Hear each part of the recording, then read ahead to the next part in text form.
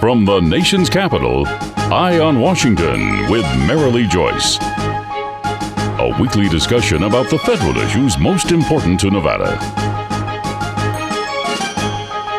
And now, from Washington, D.C., here's Marilee Joyce.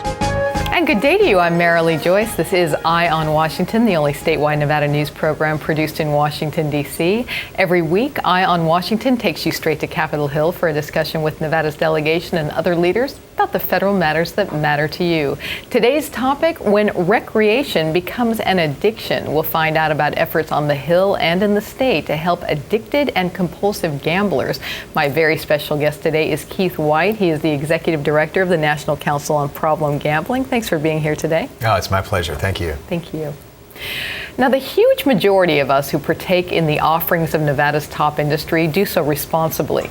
But for a tiny percentage, gambling becomes pathological. And today on Eye on Washington, we'll find out how widespread problem gambling is. We'll find out about efforts on the Hill in the state to address it. And we'll tell you where to turn if you or a loved one is experiencing problems due to gambling behavior. The National Council on Problem Gambling has a threefold goal. One is to increase public awareness of pathological gambling, also to ensure the widespread availability of treatment for problem gamblers and their families, and to encourage research and programs for prevention and education. Well, like many other such organizations, the group does not oppose legalized gambling. Indeed, it's not uncommon at all for Nevada casinos to offer programs for those in need of help. Let's start off with some quick basics. Problem gambling is defined as gambling behavior which causes disruptions in any major area of life, whether psychological, physical, social, or vocational. The term problem gambling includes, but is not limited to, the condition known as pathological or compulsive gambling.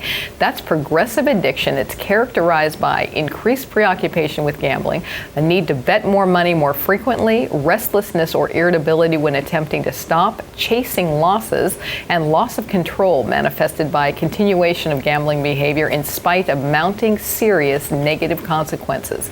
The huge amount of adults who choose to gamble do so responsibly. Just 1% of U.S. adults meet the criteria for pathological gambling. And Mr. Whyte, first of all, welcome to Eye on Washington. As you'd imagine, I cover a lot of gaming issues on a statewide Nevada show. We visited with Frank Fahrenkopf, your friend many times from the American Gaming Association, and to talk about your group, the good and the good support that they provide. But I want to be clear right off the bat. You have nothing against legal forms of gambling. You guys exist just to help that small percentage that has an addictive problem. Absolutely. We believe that the individual's decision to gamble is their own, and the state, whether they want to legalize it and what forms they want to legalize, because every state obviously has different forms, that's their own right. Yeah, we are aggressively neutral. So we're neither for nor against legalized gambling, and I think that helps us focus on helping people who have a problem, but also working with stakeholders like state government, like the private industry, and helping them helping them provide gambling responsibly. I wanted to focus this first Q&A on just some definitions. Sure. I'm sure a lot of viewers and listeners today assume that no, this is just a financial problem or you're weak-willed, and that's not really the case, is it? There's a lot of different reasons why you become addictive or compulsive in your gambling, isn't there? Absolutely, and we know that a large percentage of your risk is genetic, so it's inherited. We know that there are, there's certain features in some people's brains that make them more susceptible or less susceptible to developing gambling problems. Some of these are common markers that are also found in other addictions. Some of them are unique to gambling. So yeah, part of your risk factor is genetic. Some of it is certainly your environment, how you grew up and how you're raised, and certainly some of it is your motivation for gambling. So if you're gambling to pay the rent, that's probably a bad sign, and you may well be headed down a not good path. But if you're gambling for entertainment, setting a limit and a budget and sticking to it, those are all good signs of recreational gambling. And it's not the amount of money spent either, is it? It's or even the frequency in visiting a casino. No. There's financial and emotional consequences, certainly, one or the other. sometimes the emotional more than the financial, maybe. Yeah, we think so. I mean, in some ways, money is the least of the problem gamblers' problems. You know, it's really it's that. But these consequences, though, don't they manifest not only in the person's lives, but in their work, with their family, friends, etc. And that's where it starts to get really troubling. The problem gambler can affect so many people, not just in their immediate family, but in their workplace and even in their community, because the substance that problem gamblers abuse is money. And you can go through a tremendous amount of it. You know, we believe that some of the emotional devastation is as much or as worse than money you can replace. You can't replace your family. You know, you can't replace that lost job. But yeah, the consequences are they're legion. But money's one marker, but it's not necessarily the most important marker. You know, those of us who can bet a couple hands or even enjoy an evening play and leave and not give it another thought. We might ask, how can a person become addicted to something that's not even a substance? You know, a lot of people say, well, so-and-so is addicted to, alcohol or purchasing something or et cetera that's tangible. How do you become addicted to something that's not a substance? Your brain, it causes changes in the brain that are exactly the same.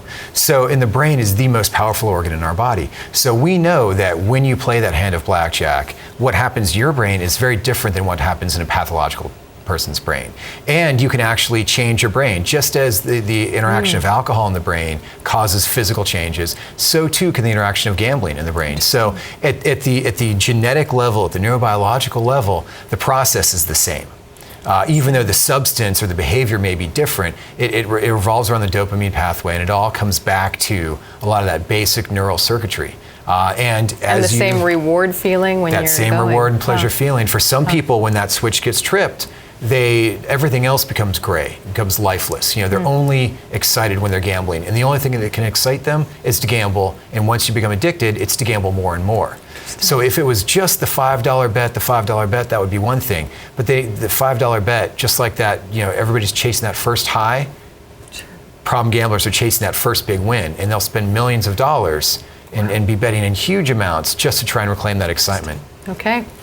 Leave it there for the moment. When we return, you now understand what it is. So what's being done on the Hill and in the state to help those who might need some support?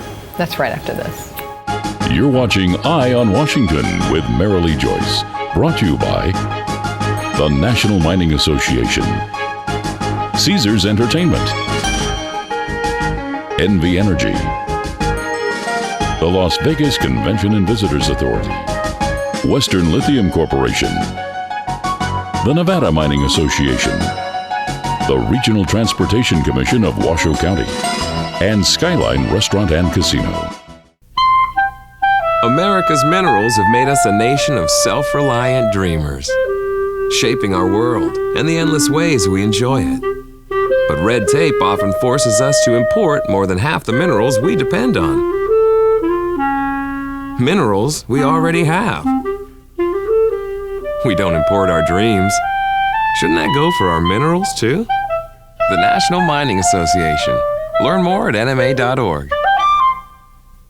You already watch Eye on Washington with Marilee Joyce, Nevada's only statewide program produced in Washington, D.C. But for even more news from Capitol Hill that affects you, your family, and your business, you need to read Nevada's Washington Watch, our online newsletter. In-depth reporting on federal efforts that impact you. Our exclusive Inside the Beltway column, putting a microscope on Nevada's congressional delegation.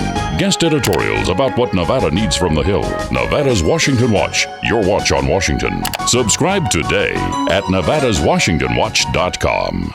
All of us at Caesars Entertainment have something we want to say. Play responsibly. Play responsibly. We don't want you to gamble if you've had too much to drink. You shouldn't gamble if you're lonely or depressed. And if you're under 21, you're not allowed to play. No. No matter which of our casinos you come to, our message is always the same. Play responsibly. Play responsibly. Play responsibly. We know you're coming to our casinos to have a good time, and we always want you to leave feeling like you did. Know what? What? Since I got adopted, I've learned a lot about these humans. I know. I mean, check out these two. It's Flirt City over here. Yeah, I noticed that. It looks like my human is definitely into your human. Oh, look! I think she's getting his number. Nice. Your human's got some sweet moves. Takes after his dog. Oh, look, they're doing that thing where they put their arms around each other. She kicked up a leg. It's like in the movies. That's awesome. looks like we're going to be hanging out a little bit more. And welcome back to Eye on Washington, our discussion of problem gambling and efforts on the Hill and in the state to help those in need of support. My special guest today is Keith Whyte, the Executive Director of the National Council on Problem Gambling. Now, in a perfect world, visitors to casinos, horse tracks, and other gambling sites would enjoy a bit of betting, then go about their lives. But since there is a tiny population that's unable to gamble responsibly, there are groups like my guests and related foundations and programs in Nevada and elsewhere. And there are efforts by our congressional delegation to advocate for such responsibility. First, that latter, among other advocacy groups, there is support for the study of the impact of international gambling on minors and compulsive gamblers. There's support for the availability of regulatory and technological safeguards to prevent or lessen these impacts. And a current legislative example is a House bill that Congresswoman Berkeley supports. That's the Comprehensive Problem Gambling Act.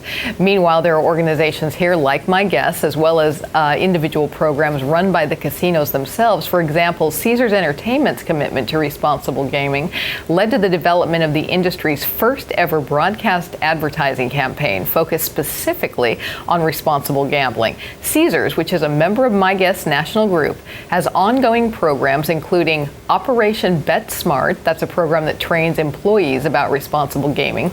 Project 21, that teaches casino employees, minors, parents, and guardians about the consequences of gambling under the legal age. And their unattended children policy, that aims to promote parental responsibility and protect the safety of minors. The American Gaming Association, which is the Washington representative of the gaming industry, has a foundation called the National Center for Responsible Gaming. And there is more national and state help for those with addictive and compulsive problems. The Nevada affiliate of my guest organization is the Nevada Council on Problem Gambling, located in Las Vegas. And I'll give you more information on them in our next segment. But for now, here's the website, nevadacouncil.org. Pardon me, you can see it on your screen there, though. Mr. Whyte, in full disclosure, Caesars is a sponsor of my program, so I am a little familiar with their responsibility advocacy, and their Vice President, Jan Jones, has been on here talking about it as well. But it's certainly not uncommon for hotel casinos like these and many others to offer such assistance, and that's great news and great help to your cause, isn't it? Absolutely. I mean, they play a key role in this, and we believe it's enlightened self-interest. In many cases, it's a regulatory requirement in most states with casinos. But yeah, it's good business, it's good ethics, and it's good economics, because you can't maximize the benefits of gambling without minimizing the costs. And if we just focus on the benefit side, you're losing out on some of this hidden destruction and devastation, and it's just good customer service. And I think Caesars has been a pioneer in embracing that. There's a lot of good reasons to do it, and there's no reasons not to do good, responsible gambling. You know, you shared with me as we were preparing for today's show that there's a whole lot of Nevada gaming and gaming-related companies that are members of your organization, aren't there? Absolutely.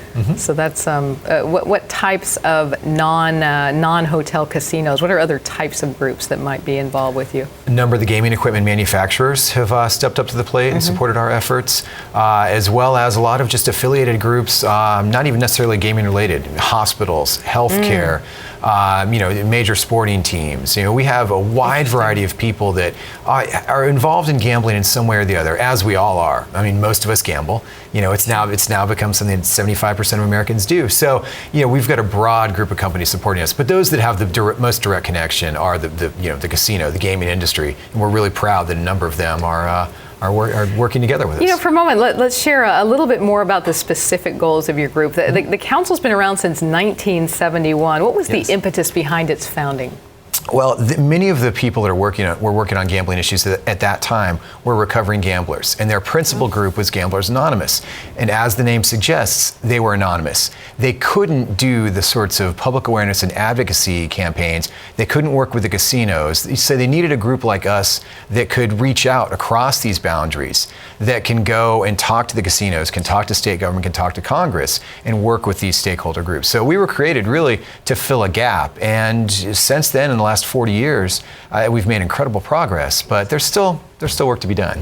You know, our delegation is united behind advocating for efforts on the Hill and in the state that address underage gambling. And, you know, this has proliferated with the advent of internet gambling. And we won't get into your personal thoughts on the activity, but I did see in my research that Research does show that a majority of kids, I found this on your site, have gambled in some form before their 18th birthday. And you have programs there to help that, don't you, if that gets out of control? And anything underage is out of control, actually. So absolutely. I mean, we know that kids have access to a lot of gambling, whether it's in the home, they're learning how to play poker with their grandparents or pinochle or something like that, to sneaking into gaming facilities. Buying lottery tickets is one of the most popular ways to gamble among kids. But really, the two biggest things we see are sports gambling and poker, card games. That's exploded recently. And our big message is, even if it's against the law, if you're going to do it, make sure you're going to try and do it without harm. If make sure that you know the warning signs, make sure you know the risks, and make sure you know where to get help. For that small percentage that do get out of control, you want to address it as soon as possible. Okay. And when we return, a problem gaming quiz and more on where to turn if you or a loved one needs some help. And that's right after this.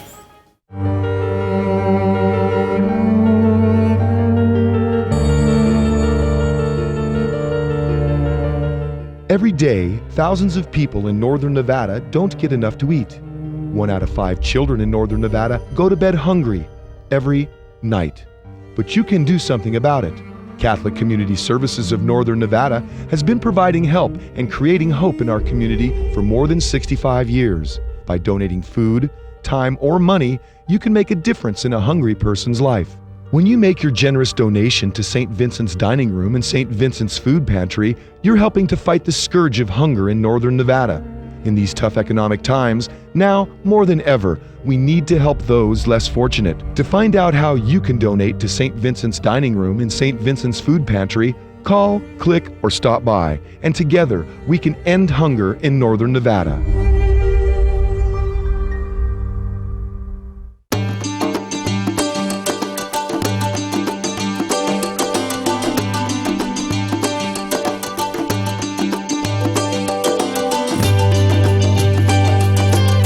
Thanks to an ongoing commitment by America's mining companies, more than 2 million acres already have been reclaimed. To learn more about reclamation or other aspects of mining, visit nma.org, the National Mining Association. You already watch Eye on Washington with Marilee Joyce, Nevada's only statewide program produced in Washington, D.C. But for even more news from Capitol Hill that affects you, your family, and your business, you need to read Nevada's Washington Watch, our online newsletter. In-depth reporting on federal efforts that impact you. Our exclusive Inside the Beltway column, putting a microscope on Nevada's congressional delegation. Guest editorials about what Nevada needs from the Hill. Nevada's Washington Watch, your watch on Washington. Subscribe today at nevadaswashingtonwatch.com. This girl is very pretty. It's inciting feelings of jealousy in me. We should pick on her. I'm insecure about some things, so I think we should put some me stuff on here. Maybe even some lies, too. Yeah. I just want to be accepted by you both. So I'm going to send this to my friends so they think I'm cool. Kids bully for all kinds of reasons. None of them are good.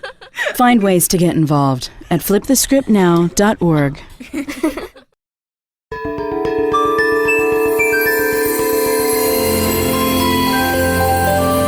How will new energy technology make our lives better?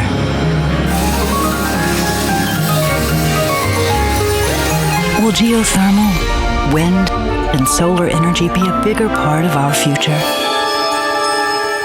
Yes. And soon it will all be in our backyard. Learn more at nvenergy.com. And welcome back to Eye on Washington, our discussion of problem gambling and what's being done in Washington and in Nevada to support addictive and compulsive gamblers. We've been visiting with a guy who knows a lot about that. It's Keith Whyte, the Executive Director of the National Council on Problem Gambling. Well, we've defined the problem, and we've told you about some groups and programs that exist to help support those in need of that support. So let's find out now if you or a loved one fits the criteria. The National Council for Problem Gambling offers on its website a quiz that I'll present for you here. Do you or someone you know exhibit this behavior? You've often gambled longer than you'd planned. You've often gambled until your last dollar was gone. Thoughts of gambling have caused you to lose sleep. You've used your income or savings to gamble while letting bills go unpaid. You've made repeated unsuccessful attempts to stop gambling. You have broken the law or considered breaking the law to finance your gambling. You borrowed money to finance your gambling. You felt depressed or suicidal because of your gambling losses. You've been remorseful after gambling. You have gambled to get money to meet your financial obligations. If you or someone you know answers yes to any of these questions, here's some places to call. The National Problem Gamblers Helpline Network, that's toll-free and confidential at 800-522-4700. The National Council for Responsible Gaming at 202-552-2689. The National Council on Problem Gambling lists toll-free numbers I mentioned, but you also can go to their website at www.nevadacouncil.org. Mr. Whyte, again, just a tiny percentage of folks are not able to gamble responsibly.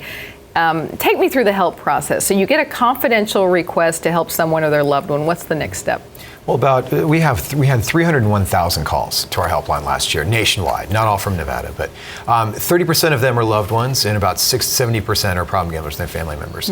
When they call, it's a toll-free, confidential line, as you say. But is it usually not the person with the problem, but usually a concerned family member? About a third of the time, it is. Okay. Yeah. But in both cases, what they're looking for are resources in their area. Their primary problem may not even be gambling; it may be something else. So we'll refer them to a drug or alcohol helpline, or suicide crisis line or something like that. But when their primary problem is gambling, there's a number of tools and resources we can give folks that are all confidential. So in the state of Nevada, there are self-help workbooks. There's things you can do online. There are counselors, outpatient therapists that you can see, and there's the state pays for a limited amount of services. And then there are residential centers where you can actually go and spend 30 days or 21 days. So the important thing is that there's a wide variety of options to fit what your needs are at the moment.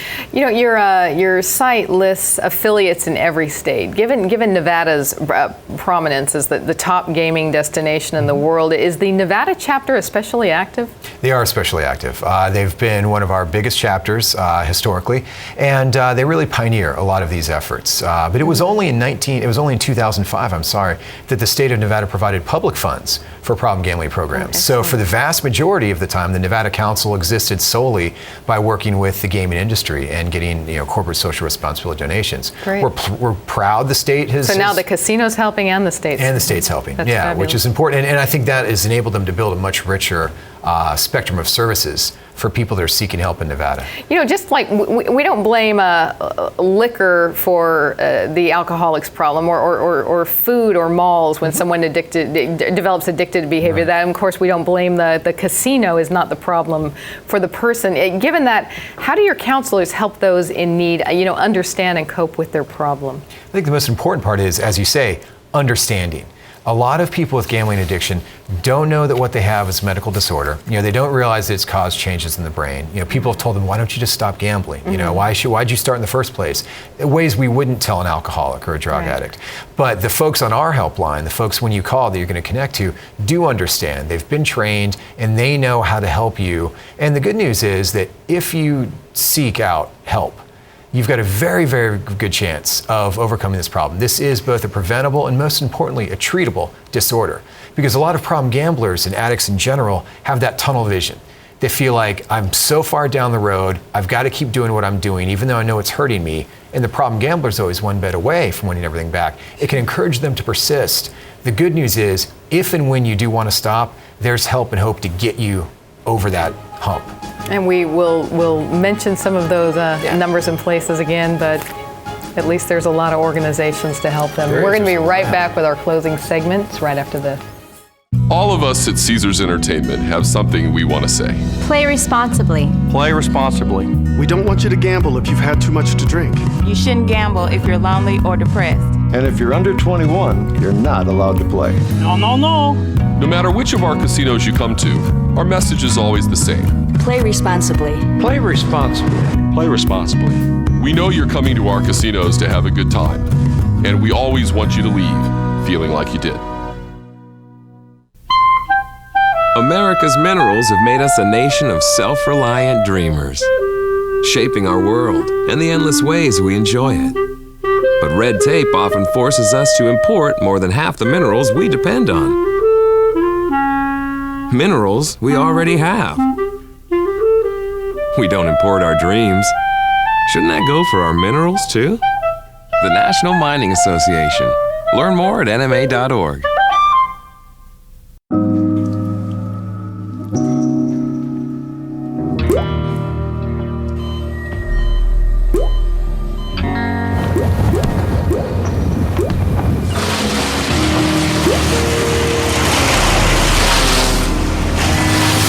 There are a million places you'd never consider texting.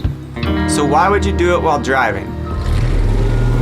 Leave risky driving to the professionals. Stop the texts, and together we can stop the wrecks. You already watch Eye on Washington with Marilee Joyce, Nevada's only statewide program produced in Washington, D.C. But for even more news from Capitol Hill that affects you, your family, and your business, you need to read Nevada's Washington Watch, our online newsletter. In-depth reporting on federal efforts that impact you. Our exclusive Inside the Beltway column, putting a microscope on Nevada's congressional delegation. Guest editorials about what Nevada needs from the Hill. Nevada's Washington Watch, your watch on Washington. Subscribe today at nevadaswashingtonwatch.com.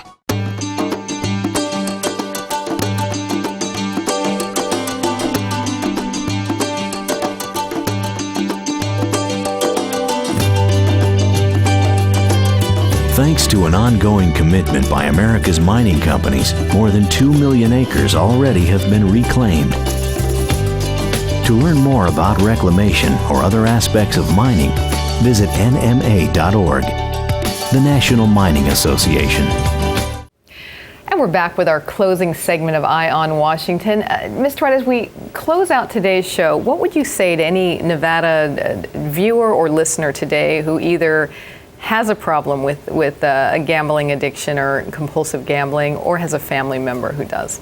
Not to be ashamed, and that there is hope and help, and it's confidential. You know, we know that if you reach out, we can help take you the rest of the way. It's not always going to work for everybody the first time, but the success rate is incredibly good. You don't have to ride that train all the way down into that spiral.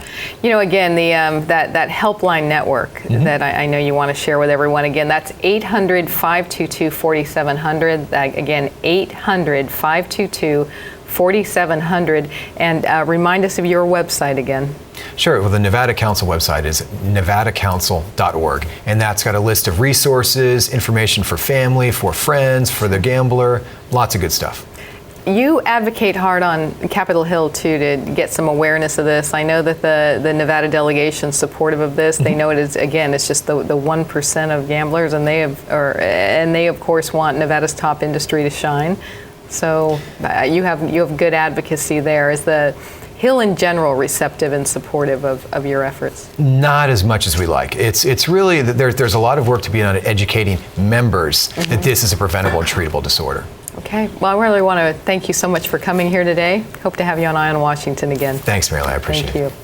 And that does wrap up today's Eye on Washington, but we're always here for you, providing all the top federal news that Nevadans need to know. You can just visit our website, that's joycecommunications.com, and there you can subscribe to our Nevada's Washington Watch newsletter. Be sure to like us on Facebook and follow us on Twitter, and check out our poll offerings this election season and more federal issues that impact Nevada while you're on our site. I want to thank you again for joining us today on Eye on Washington. I am Marilee Joyce in Washington, D.C.